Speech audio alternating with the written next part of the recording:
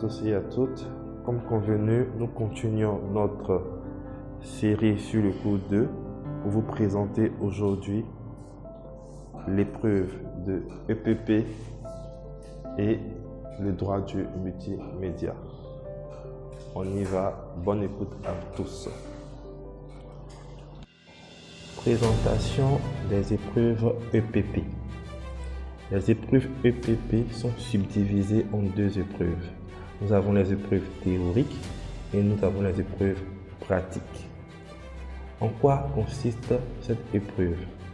L'épreuve a pour but d'évaluer le niveau de connaissance de l'étudiant sur les méthodes de conception et de création graphique PAO ou multimédia, de mesurer son aptitude à cerner des problèmes complexes de créativité visuelle intégrant la technologie et les techniques infographiques multimédia. Cette épreuve consiste en un sujet de cas pratique faisant intervenir l'outil informatique et des logiciels de conception et de création graphique PAO. L'étudiant devra, par son esprit de créativité, proposer une solution technique face au problème qui lui sera posé. La partie écrite impose à l'étudiant des connaissances théoriques sur l'utilisation des outils et leur mode de fonctionnement.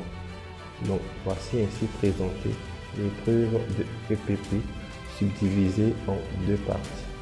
Nous avons l'épreuve écrite, qu'on appelle EPP théorie.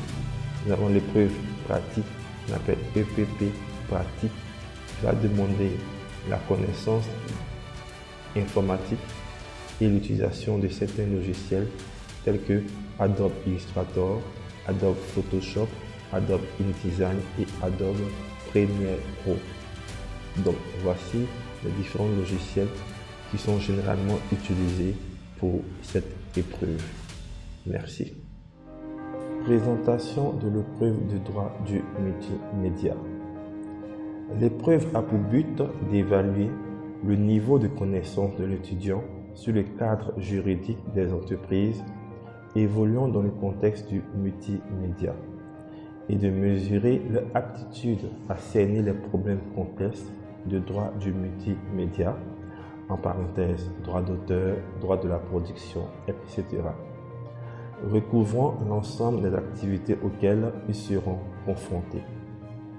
L'épreuve consiste en un sujet ayant trait au programme de droit du multimédia, enseigné, prenant appui sur des cas pratiques en relation avec l'activité professionnelle. L'étudiant apportera des solutions juridiques aux cas posés et répondra aux questions d'ordre général sur le droit du multimédia. Voici ainsi présentées les épreuves professionnelles en plus de l'épreuve du droit du multimédia qui constitue la base même de votre examen. J'espère que vous avez pris note. J'espère que vous avez commencé à réviser chaque épreuve. Pour récapituler les différentes épreuves, nous avons l'épreuve d'étude des cas, démarche créative, qui va consister à pouvoir proposer des dessins, des maquettes selon les missions demandées. L'épreuve de technologie de la communication, qui va tourner autour de la communication et de la communication publicitaire, où vous devez répondre à certaines questions d'ordre publicitaire et d'ordre stratégique. Nous avons l'épreuve de EPP subdivisée en deux parties. On a l'épreuve théorique et l'épreuve pratique. L'épreuve pratique va vous demander la connaissance dans certains logiciels tels que Adobe Illustrator, Adobe Photoshop, Adobe InDesign et Adobe Premiere Pro.